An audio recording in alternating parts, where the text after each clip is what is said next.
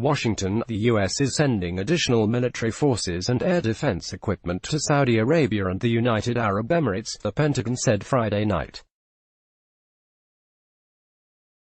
The announcement came after last weekend's attacks on Saudi Arabian oil installations that U.S.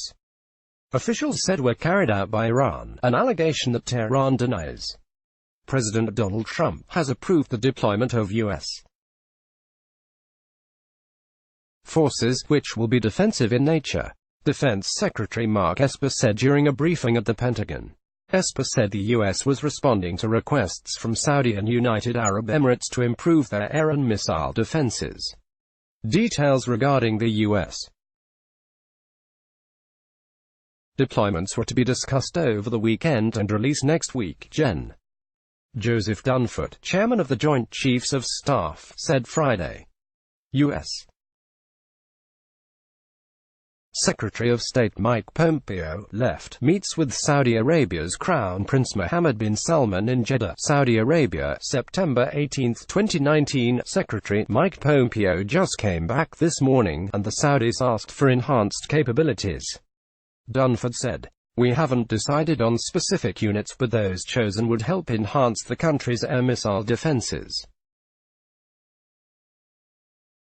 Earlier, Trump announced new sanctions against Iran's National Bank Friday, further escalating economic pressure on the Islamic Republic, but pulling back from any direct military action. "I think the sanctions work," Trump said during a joint White House news conference with Australian Prime Minister Scott Morrison.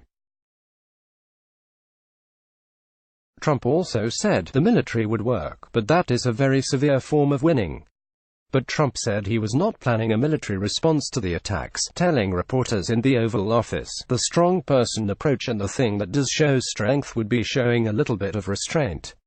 Trump warned, however, that Iran knows if they must behave, they're on borrowed time. Trump announced the sanctions as his administration weighs options on Iran, including actions to further weaken its economy, deploying more U.S. troops to the Middle East region, and targeted military strikes.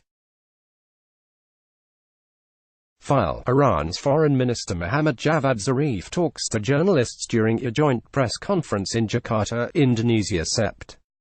6, 2019. Iranian Foreign Minister Mohammad Javad Zarif said Thursday a U.S.